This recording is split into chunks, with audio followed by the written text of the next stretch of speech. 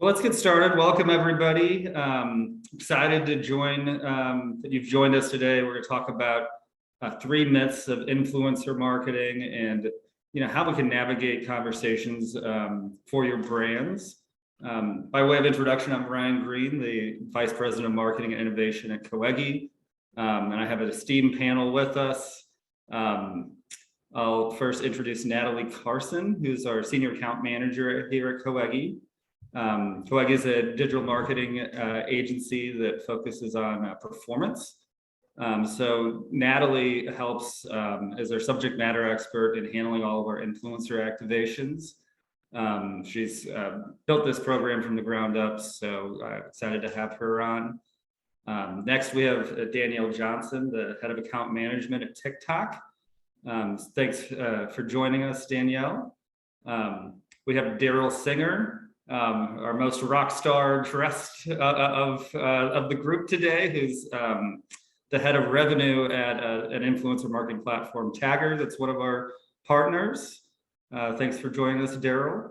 And then we have a content creator expert, Jenna Baker. She's a native St. Louisan. She manages a highly followed account, Baker Banter, with her siblings, Derek and Katie. I think over 2 million followers on TikTok. So that's nothing to shake a stick at. So appreciate everyone joining us. Looking forward to great discussion today for the next 45 minutes. We'll leave time for questions, but certainly feel free to put in any questions that you all may have as well.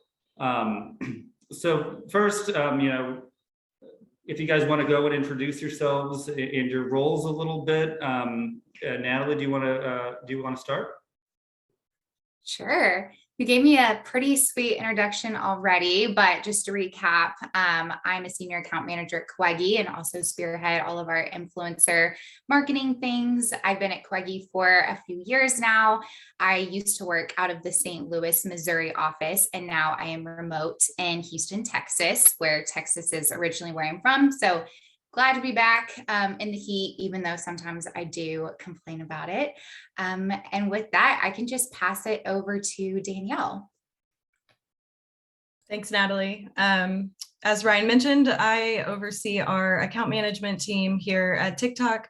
My team partners with a variety of different sized businesses and managing their campaigns, optimizations, performance, in addition to keeping them up to date with new product rollouts and platform updates. So a lot of one-to-one relationships for my team, and excited to be engaging with some of the teams that are helping TikTok come to life here and talking about the influencers and creator space. Daryl? I will go from there. Ryan, you did a great job with the intro, but I can pick it up. Daryl Singer, head of revenue at Tagger. We are a globally based SaaS solution for influencer marketing, discovery, workflow, etc.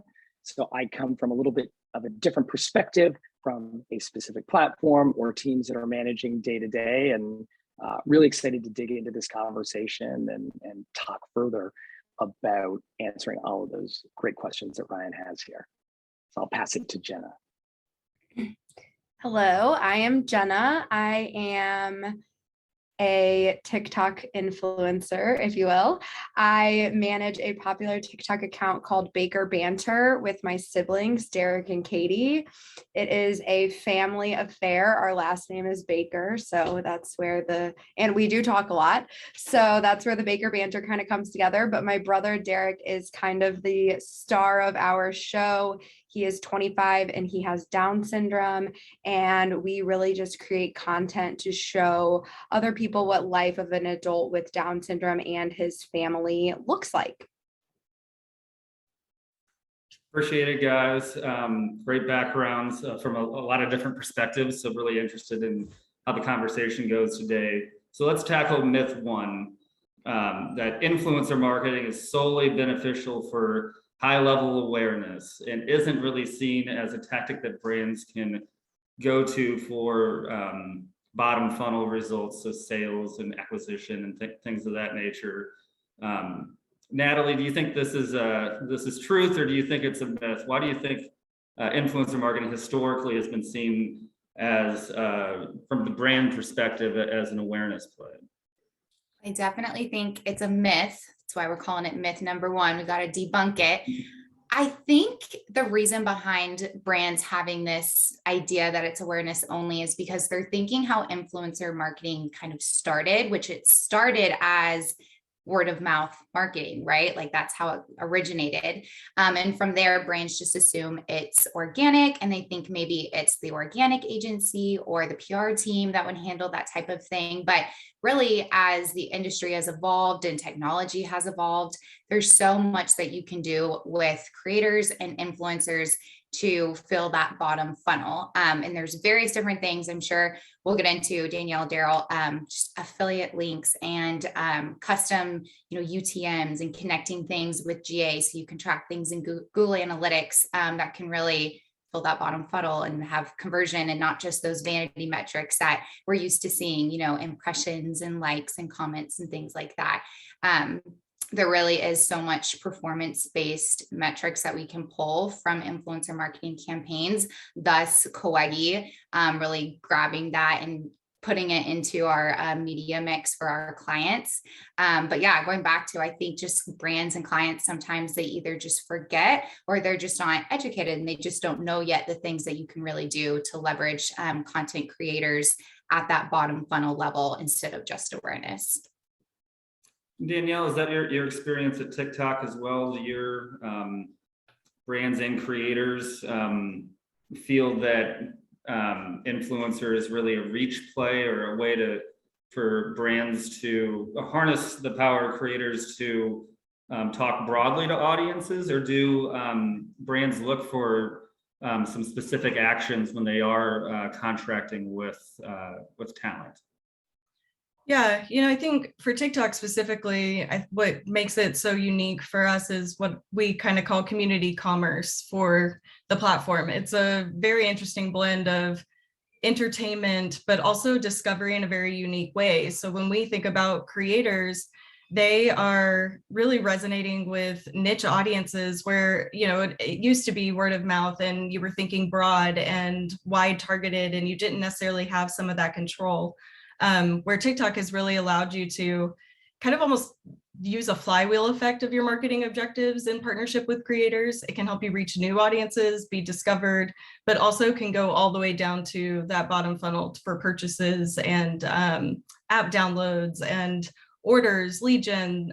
So we're really seeing it across the board because of the power of the content discovery and pairing that with the creators who know this audience and know how to resonate on the platform. And Daryl, your company really is at the synergy of bringing together a number of different avenues for creators and brands to communicate. How do you see that interaction between, awareness and conversion tactics? Do you even talk about it like that? Are those words that you even use when approaching the conversation? Absolutely. And the shift that we've seen is not just in how we're talking about it, but even who the customer base is. So platforms historically in our space lived in that earned and owned stack. So you had the PR and the comms teams, which is kind of going back to that world of awareness. And maybe the most used metric that stayed over from that phase as we've moved more into the media teams and deeper into marketing teams is earned media value as a metric that we're talking about still today. Although that's a PR metric, as we start to look at other measurable elements and things that matter both to marketing teams and to brand agencies, it's pulling in this metric that comes from the PR world and then marrying it to other conversion data and specific conversion data. So Natalie, you kind of got to the surface of where is this going now? And from our perspective, it's that connection to things like Shopify, saying, hey, we've got an e-commerce store. Let's pull all the creators that we're hiring in, let them fulfill right inside of any platform and build, get those discount codes, get those trackable links, and pull all that conversion data in. Because at the end of the day, what we care about is this measurable. Can we prove success as we go? And I actually think, not to shine too much light into one of my co-panelists' worlds, but TikTok's done maybe the best job of kind of leaning into this one-to-one world. Is they're really the only platform that has a two-way API. All the platforms give social platforms give the platforms like us APIs to pull data, but where TikTok's kind of leaning in that different way is they're saying, hey, we want whatever's happening on these third-party platforms like a Tagger to populate inside of TikTok. We want that cross-pollination of the TikTok creator marketplace and the brand world so that you can really activate on it, buy media, et cetera, and show success. So maybe I went further than you want to at this stage, Ryan, as we're just kind of starting the conversation, but no, really, I think those are all really salient points, right? Especially from the advertising side. What can we do to seamlessly be able to track the metrics that matter to brands? But those metrics are going to be a little bit different, I think, than what matter to creators.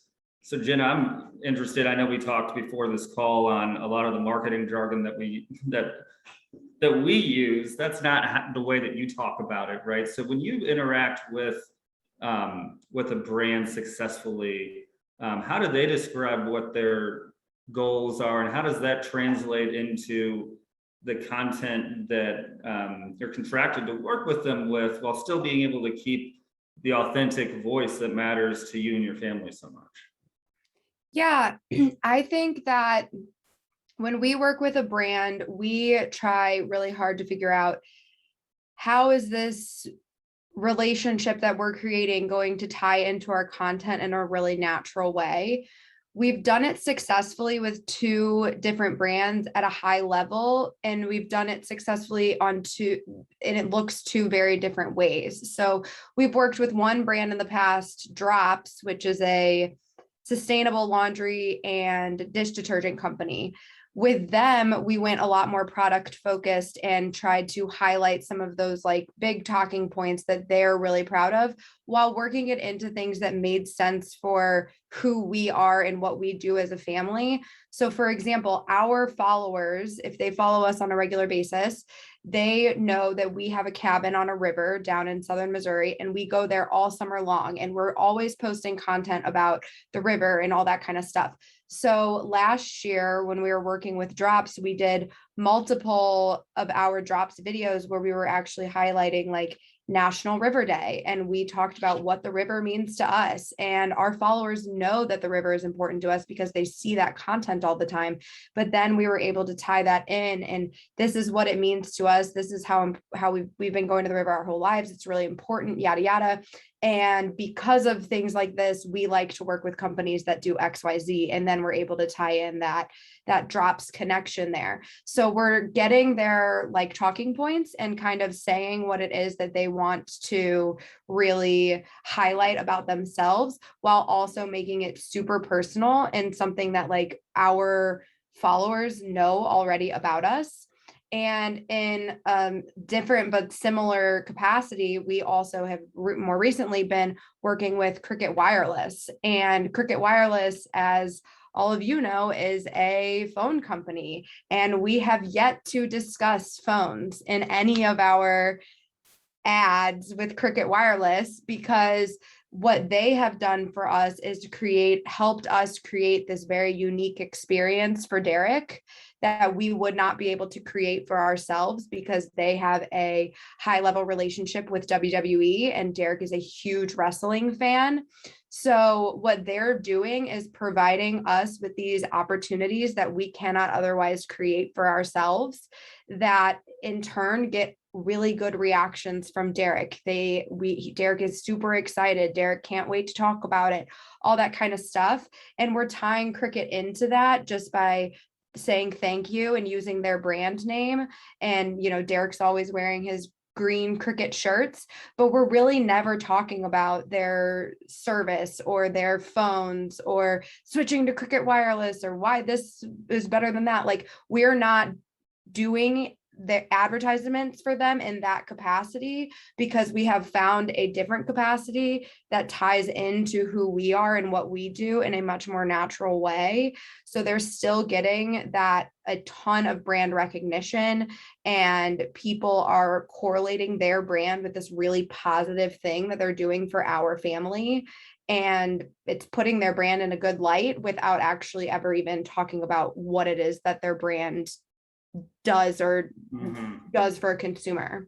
So when you receive a brief or a creative brief from like, what was the first company? I lost it. Drops.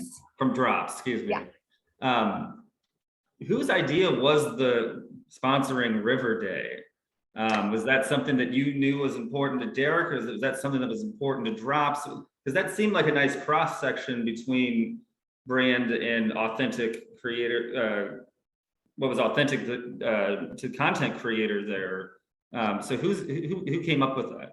Yeah, so Drops does a good job for us. They are very flexible with us, but they also provide us a good amount of like, here's what we're doing on all these other platforms. And like, they have other creators that they work with. They have other platforms that they're pushing their messages on. So what they did is they would send us I had a whole calendar for the entire year, and during each month there were different notable days, whether it was World Oceans Day or World Rivers Day or whatever it might be, where they had like a list of bullet points for me that they were talking about in their other social media capacities and their other platforms. So then I was able to take a look at that list and say, okay, well, where can I tie this in that makes sense for us? And when I saw World Rivers Day or Protect the Rivers Day, whatever it's called, I believe it's in September, I was like, well, that's perfect, because so basically they just handed me like a guidebook, and I was able to take all of their potential ideas and turn them into something that really made sense for our family and the type of content that we produce. So the brand was able to probably already understand its own goals, bake that into a playbook, and then offer options for creators to be able to authentically engage in places they knew were going to be focus areas and be able to reach the goals that they had, is what it sounds like. Yeah, it's almost like what they did is they just provided like these little like bullet points, and then nothing was like required unless they had something like very specific that they wanted everyone to be pushing, and then we would figure out how we could go along with that. But what they would provide is just a handful of options and say, these are some baseline ideas that you can generate something off of. And that was really helpful for me as a creator, because I knew that whatever idea I was generating from that specific topic was something that is a topic that they like to talk about and something that they already do talk about in other capacities. And then we can just make it into whatever it is that works for us. And like we did it for in December, they were pushing like recyclable wrapping paper and things like that. So Derek and I went out and we bought some gifts, and we bought some recycling wrapping paper, and we wrapped recyclable gifts. But it was a lot of fun, and it was mostly about the wrapping of the gifts, but then we were able to tie the brand in really naturally at the end. And so like, they don't have anything to do with wrapping gifts, doesn't have anything to do with laundry or dishwashing, but it ties into what their mission is and what they're passionate about. The opposite of the unboxing videos that we've seen so often. Yes. Natalie? Yeah, I was going to say, I love the point that you bring up about just not having influencer or creator marketing be so siloed. That's something that's really important to us at Coegi as well, since we do run other tactics and channels. Really bring influencer marketing into your strategy as a whole and into your brand as a whole. Don't look at it as something just as a silo off on its own island that doesn't connect with your other media, So I love that point that you brought up there. And even like, we're debunking the myth of, influencer marketing being awareness only. It's not awareness only, but that doesn't mean there's anything wrong with awareness. There's still a lot of power in getting that valuable brand awareness and having your brand be just in a really good light and things like that. So I just want to say, I love that point that you brought up of things all tying together with the brand, and especially for like an editorial calendar and not just being like a siloed effort. Yeah, and Yeah, I think what was great about that too is the level of authenticity. It requires the brand to really understand themselves, but it allows the freedom and flexibility to work with what resonates for your voice and what you guys do on the platform. So I think that sounds like some really strong partnerships as examples.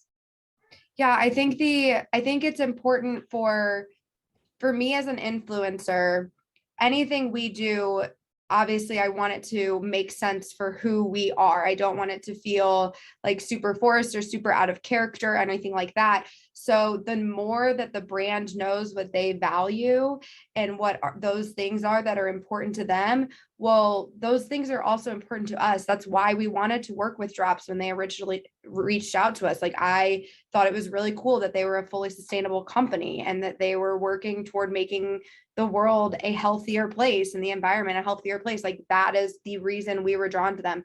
So when we can take those things that like we agree on with them and that we see eye to eye, like how can we then turn that into that authentic, it's a storytelling at that point. And what about your brand connects with what we do, and how can we share that message together? And when you have a long-term partnership with a brand like that, did they tell you what the impact down funnel or like to sales or to that are attributed to your campaigns? When it sounds like it's broader, but how do they share a tie-in? I'm at to ask a question that Katie had, who's listening in on the webinar. Yeah, unfortunately, we had a really great year with Drops last year. We first started working with them in late 2020, and then the first gal that we had worked with left at the beginning of 2020, and so we had a little bit of rough start, but we got back on track with them, and we started a 9-month campaign in March that ran through December. The gal that we worked with in 2021 was great. We had created this really awesome relationship with her. She on multiple occasions, she communicated that they were seeing good results, but unfortunately she left at the end of 2021. She only worked there for about like 9 months. And so we have since had a hard time getting back in front of them and just getting in front of the right people to have that conversation. So we have not actually had any money from Drops come in this year. We have not done any ads with them in 2022. So unfortunately, when our relationship kind of dropped off with them and we've had a hard time getting it picked back up, we also didn't necessarily get like set in stone feedback from them or data from them based on what our relationship with them last year, what kind of an impact it really did make for them.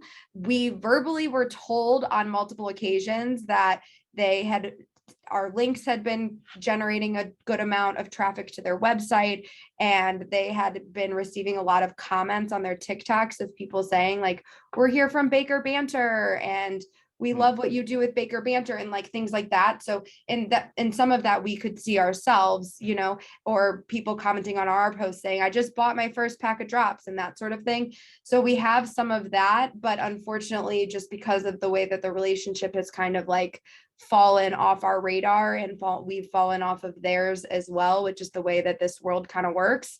We never necessarily got that like rears its ugly head in a lot of different right. places. So we unfortunately never got that like tangible data that we would necessarily be able to share easily digestible with other people.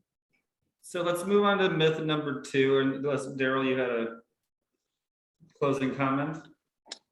It's fine. Just to I can throw in one just kind of final thing here on this topic. You know, as Danielle touched on authenticity, it's something just to really think about. It's not just about the authenticity of the creator you're looking at. It's who's their audience and what do they care about and how much crossover is there with your brand. So when you're going out there and finding creators and trying to drive that conversion, it's really powerful when you find those creators whose audiences care about the same thing as your brand, who have that affinity towards your brand offering. So if you think about Jenna's audience who cares about River Day, who cares about that world of sustainability and clean environmental behavior, then that's going to align with the brand, and it's going to be easier for them to get the performance they want and to get those conversions ultimately and new trials. There's three factors: the brand, the creator, and the audience. And the audience is the largest out of any of them, and the ones that we have at some point the least control over, right? So we want to be able to serve the audience first, and the needs of the other players secondarily, which I think maybe is something we could talk about here with myth number 2, which is that only brands with massive budgets can run influencer campaigns at scale, right? And there's a lot of shaking of no there. And, we clearly have ran several campaigns that have targeted regional or micro nano influencers. But I think there is some trepidation from brands as they're starting to enter in and wanting to take a test and learn approach, or only have 5% of their budget for influencer. How do they go about, kind of debunking the Kardashian stereotype of influencer and fame, but lean into the authenticity of smaller audiences when they're looking to start an influencer project? Natalie, do you want to start? Or Daryl, go. I was about to say something. It's fine. Yes, Daryl. I think that this is probably the biggest myth of the myths that we're talking about today, because at the end of the day, micro influencers tend to have better performance for brands. They have a deeper connection to their audience. They actually feel like they're friends and like they're going to receive a response. So if we're talking about high level engagement rate and elements like that, or if we're talking about actual conversion rate and selling product, you're going to see significantly better performance typically for a brand with these micro influencers. It's different. In the old days, celebrities were the influencers, and now influencers are the celebrities. We kind of flipped it on its head. And even when it's a micro influencer, they get that following and that audience that feels like they're part of their community. And I can say that I feel more deeply connected to the smaller influencers that I follow as an individual, regardless of the rest of audience. What I'm saying, I feel more connected because I know they'll respond to me if I have something to say. I know that they're potentially listening, and what they say has more influence and lands with me in a more. And the data shows that too. I think there's, 100%. Pretty clear that and these are directional to some degree, but generally the smaller influencers have higher, truer engagement to generally have more recent followership and, are curated and higher in the feed. And Danielle, maybe that's something that you can touch on too. Does, TikTok's algorithm's famous at this point for really bringing people in. Does TikTok tend to favor the engagement that they would organically that you would see from more niche influencers than the ones with large reach? And is that something that you as a platform can break down for us, some of the magic of TikTok's algorithm? Isn't that like the biggest question everybody would love for me to come in and reveal? I yeah. attended that one webinar where the algorithm off. was revealed. That's a big ask. No, but what I think the power here really is that when we talked about the entertainment and the authentic voices, there are so many different types of people on TikTok. And I think that's the beauty of whether you have large reach or if you are a micro creator that speaks and resonates very heavily with a certain content series, then the algorithm will make sure it gets to the people who care about that and that are more likely to engage. I have a great example of a CPG brand out of Dallas, Mooala. They are, had such a polished look. They had finally figured out their recipes and all of that for Instagram, and coming to TikTok, they were really challenged. They couldn't figure out how to find the mom base and, some of the health teams. And so they actually leveraged our TikTok creator marketplace, put out a brand a brief and found some partners and in a very affordable way that allowed them to actually figure out what were they talking about, how did that show up authentically in this space, and they didn't have to keep executing different creative on their side. And they were able to increase their views by 63%. They've really tapped in. I mean, the mom market, and of course, babies always win, but the biggest performing video was a 4-year-old who was like tasting their products and like trying to pour and missing the cup. And, you know, it wasn't perfect and it wasn't polished, but they were able to leverage the creators for what made sense for their scale and to find the right audience in that voice. Natalie, is that what you see too? There's an authenticity in that that influencer, and I'm going to ask a second follow-up that I think you may be able to answer, that Christina asked. Is it better when you do have a limited budget to focus on just a couple of creators at a time, or do you need to have 10, 20, 30, a big reach to be able to engage to be able to meet brand goals for a campaign? Well, for starters, I would say know your goals, know exactly what goals that you want, but also keep in mind quantity doesn't always trump quality, and quality doesn't always trump quantity. It depends on what your goals really are. But going to your question about just pricing, and if you have a limited budget, I mean, y'all, there's no one size fits all for influencer marketing whatsoever. And as a media professional that deals with other platforms and other tactics, that sometimes there's minimums and more marketing jargon like CPMs and percentage of media costs and things like that. You don't necessarily have to deal with that with influencer marketing. I always say, well, you can expect to pay anywhere from $10 to $10,000 per post. There's just so many factors. But that's what makes it great, because it's so customizable, and influencer marketing can really conform to almost any investment level. The different things that are going to affect the pricing for influencers are, like we said, follower count, but also engagement rate and conversion rate and timing, exclusivity, things like that. There's so many different factors you can look at. So if you know your budget or your budget range of what you want to spend, identify your goals, and then go from there. If it is heavy awareness, then yeah, you might want to space it out a little bit more and have more influencers than less. But if you're focused more on conversion, and by the way, conversion is not just sales, it's any action. So it could be opting in for newsletters or signing up for the text message notifications, any type of action. If that's what you're looking for, then yeah, maybe just focus on 2 micro influencers. I forget the study or who did it, but there was a study done that micro influencers have an 80% higher conversion rate than these macro and mega influencers that just have so many followers, but not necessarily that engagement rate. And just going back to authenticity, those micro influencers, they have much more intimate communities with their followers. And so that audience, you know, they trust them more and they see them as knowledgeable and dependable and reliable and trustworthy and all that good stuff.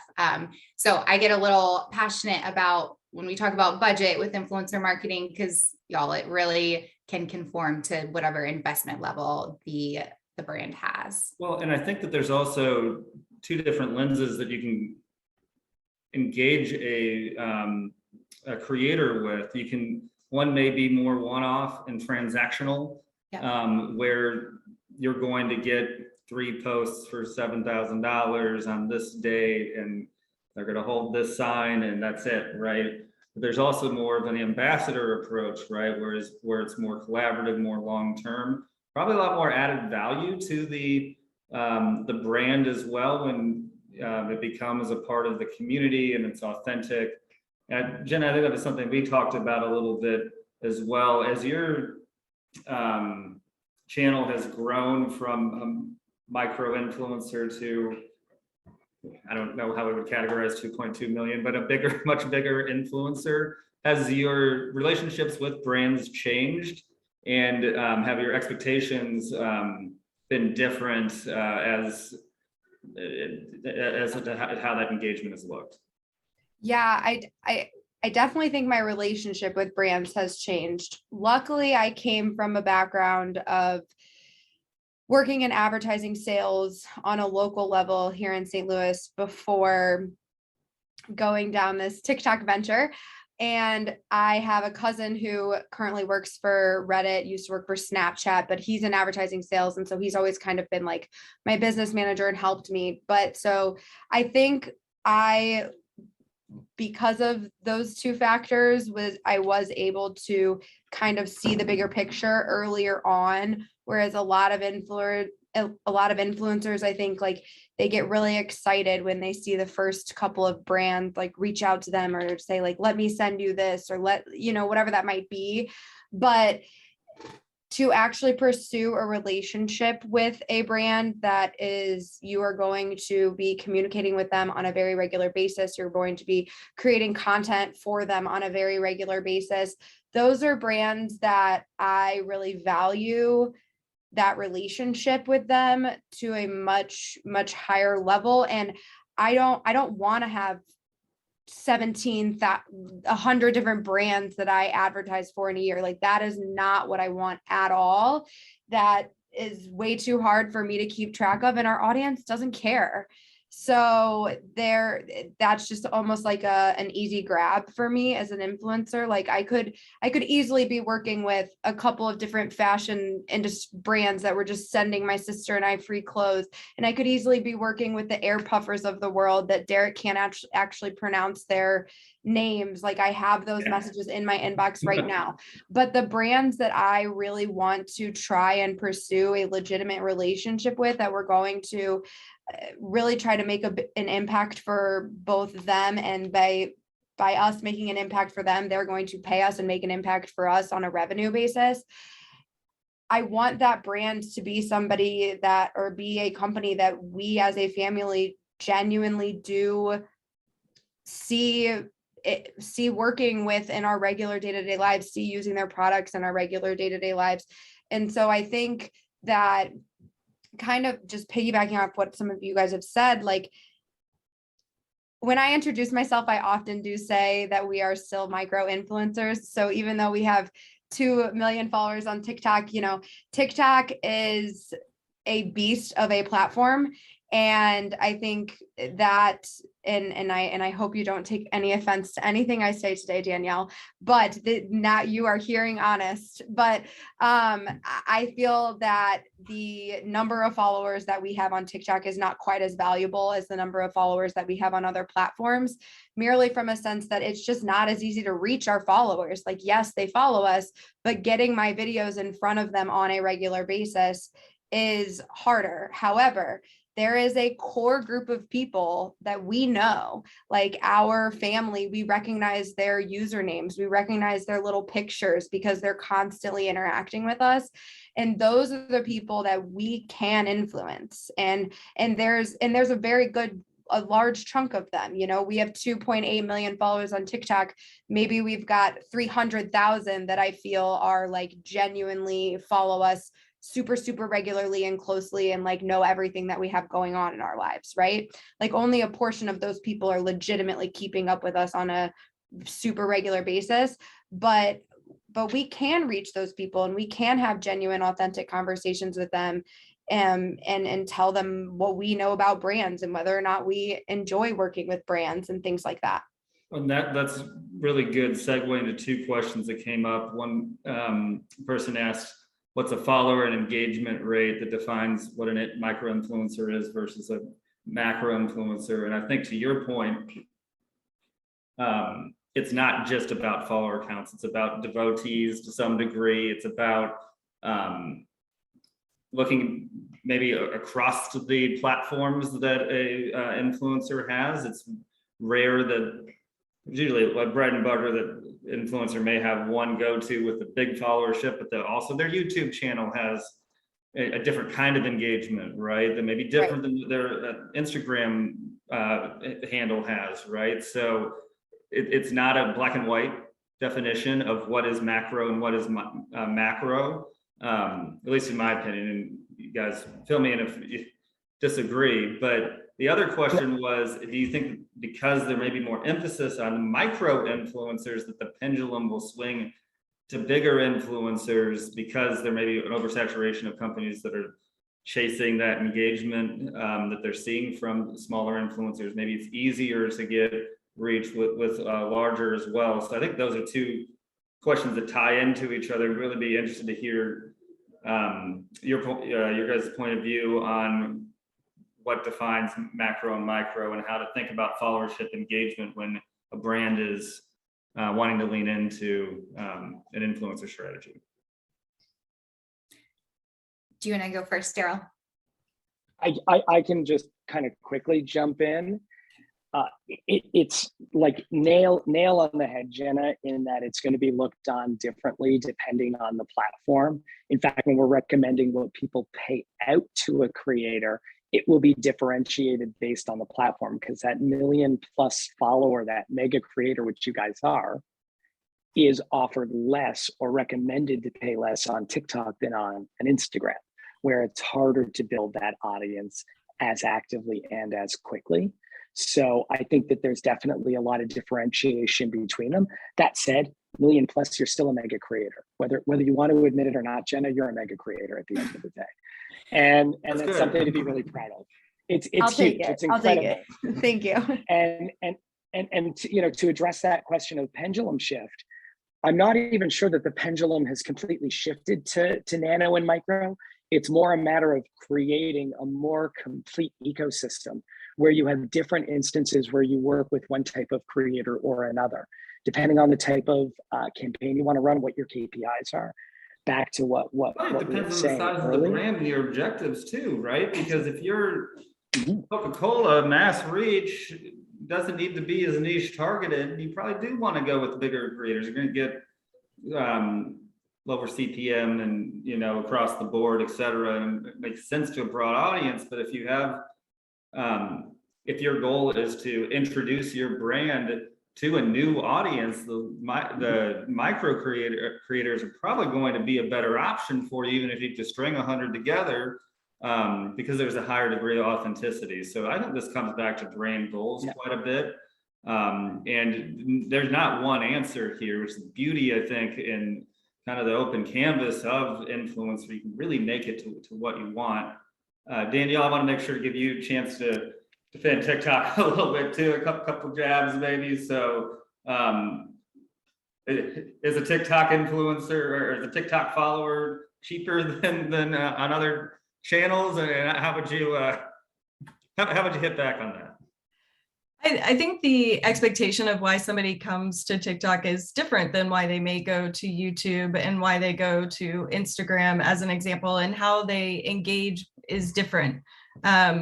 I am an avid TikTok user. I am not a creator, but I may not engage as much, but I really enjoy the content, the stories. And so the following for me is to go along for a ride. And I love Jenna's stories of like this insight into her family, right?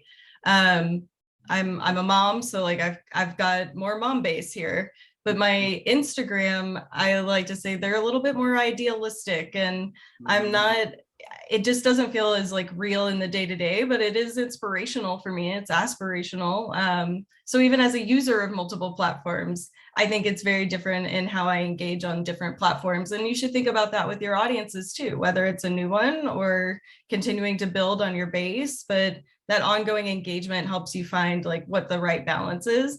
And you will see just on Instagram, you've got people that rise to the top as you would on TikTok, like Jenna was just talking about. So I want to get to myth number 3. We're running out of time. So myth number 3 is that influencer is just for CPG brands.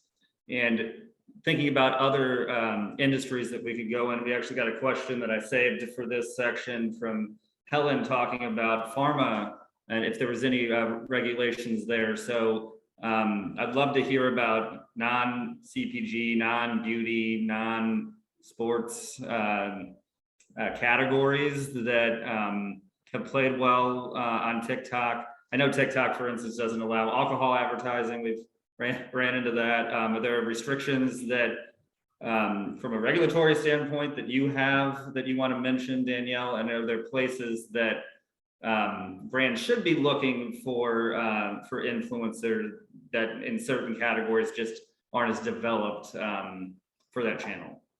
Yeah, it's a great question. And I will say, look, pharma kind of regulates itself very well. While it is I would always say know our policies and what we allow on the platform to begin with. But we do have ways that pharma can be on the platform. They would have the same access to the same tools and opportunities to use Spark Ads and Creator Marketplace. So it's all the policies beforehand to get you on the platform. A lot of ISI that may be included in the Right. Yeah. But I've seen some really interesting ones. There was like a B2B like storage company who partnered with a pool guy on custom builders around pools, and it was an interesting one that was kind of like a high, more luxury item, and to see that really pay off. We've seen some nonprofits really leverage creators because of the passion and that authenticity to a cause. But I think one of my favorites is a company called Locks. They are, by their own words, a dating app for Jewish singles with ridiculously high standards. And it was really funny for them to look and find the right creators and that voice of using and driving download apps. And you have to apply to get onto this. And so they had increased their applications by 3 times just with their first campaign. And so those could decline 95% of those for the pickiness. I should follow up and ask, like, what was the acceptance rate out of that? But and they've continued to grow their investment on the platform. So those are a couple of examples of other industries and some of the unique ways I see people leveraging TikTok and their creators on this space. Natalie, who are some of the brands that you're looking at that may be outside of the norm? Yeah. One that I wanted to specifically compliment TikTok on is agriculture, and farmers are big on TikTok, and people are just beginning to realize that. But I think that something that we've seen with agriculture is that they're really utilizing influencer marketing and TikTok specifically, not just to sell their products or services, but to educate and to just really connect with their audience and show off of their core values as a company and how they differentiate from their competitors. So not just always sales or services, but just connections and education. And I do see that a lot with agriculture, specifically on TikTok. There's a lot of young farmers that are really, really good creators on TikTok and super cute. And then also like hospitality and tourism is another one that we've seen here at Coegi. That's not a CPG brand. They don't have a product. They don't really have a service necessarily, but we can still really utilize creators to connect their company or their brand with audiences that are relevant. So those are a couple of my favorite examples that are outside of the CPG kind of like go-to that people think of for influencer marketing. We have about 9 minutes. So any other questions from the audience, please bring them in. Really appreciate the engagement so far. Daryl, is there any brands and verticals that you think of that should be doing influencer that aren't currently? Absolutely. One of the coolest ones of the last year, and I think Danielle kind of touched on it, is not for profit, but marrying it to the pharma category. We have a client, the NAACP, and one of their local chapters in the Southeast in Atlanta did a program encouraging people of color to go for their COVID shot. So it was marrying the need. And they did it in a really cool way where they had tentpole athletes like Trae Young that were involved and wanted to be involved, but then they were hiring those micro influencers. And I think that kind of brings us back to what we were talking about earlier. It's like big versus small from an influencer perspective. Now you can marry it all together. Yeah. You find those big tentpole creators and then build local activations around that, which we see in travel. We see that in hospitality, specifically the restaurant business. You get a large chain, a restaurant chain. They can do local engagements when they open a new location. Autos do the same with dealerships. But the one that I think is most interesting from a growth perspective is B2B. Nobody thinks of B2B, or people traditionally don't think of B2B as an influencer friendly category. But what we're seeing is these SaaS brands coming in and saying, hey, we want to get the buyer of our software where they play.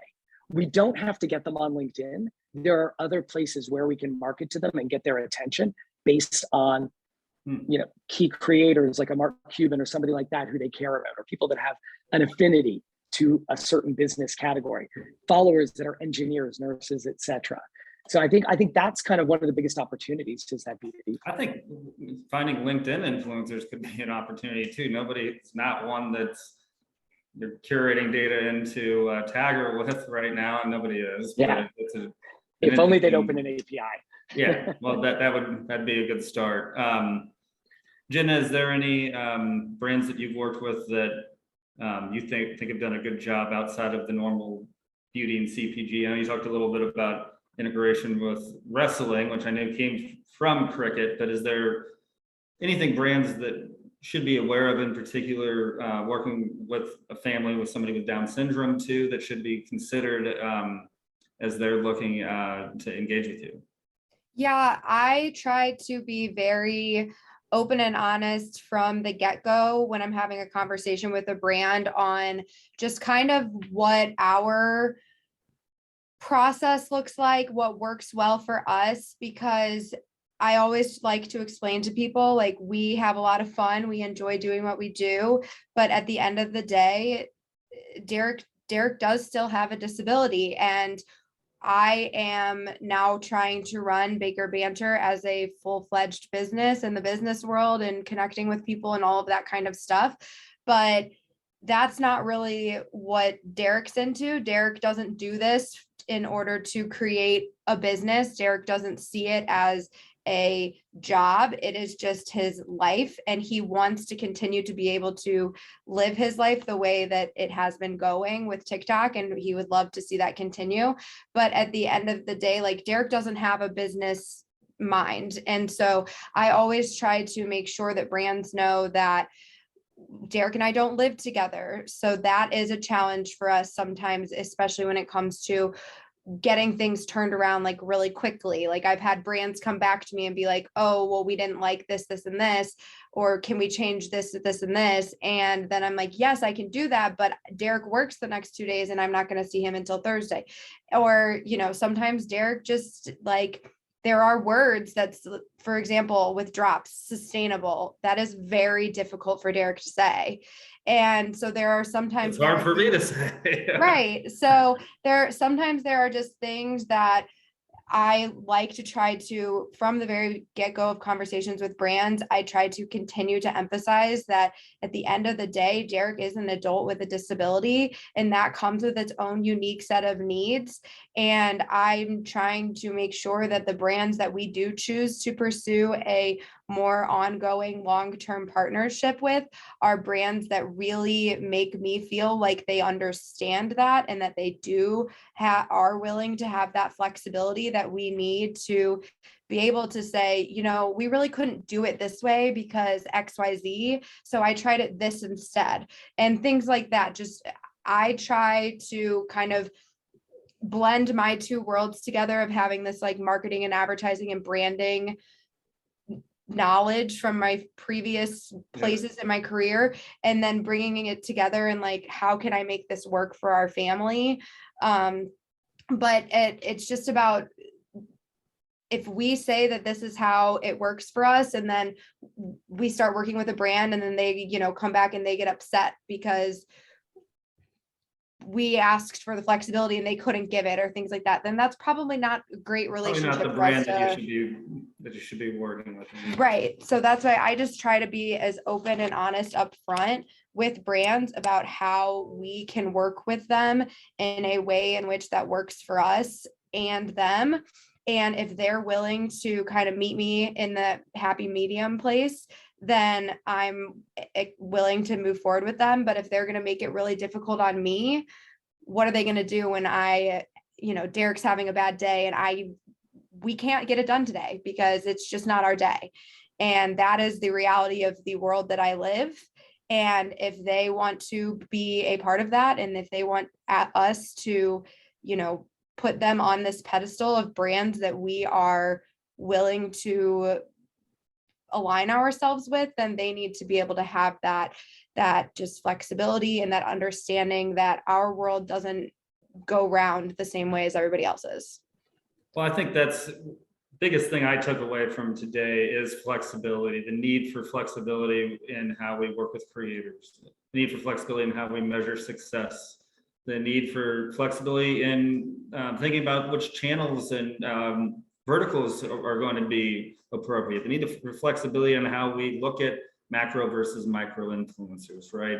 Because the real goal is to remain authentic to the audiences that we're trying to curate, whether we're trying to keep our audiences as creators or develop audiences for brands. That authenticity is going to be the most important part of this. So coming in with a flexible mindset, being able to be creative in the way that we look at measuring success and addressing our audience and ultimately finding some creative ways to message to them, I think is big takeaway I took from this at least. So thank you all so much for your time. Thank you to the audience for your participation. It's great. Look forward to seeing you guys again soon. Thank you. Thank you Thanks for all. having me. Have a Bye. good week. Thanks Great for day. having me. Bye. Cheers. Thank you.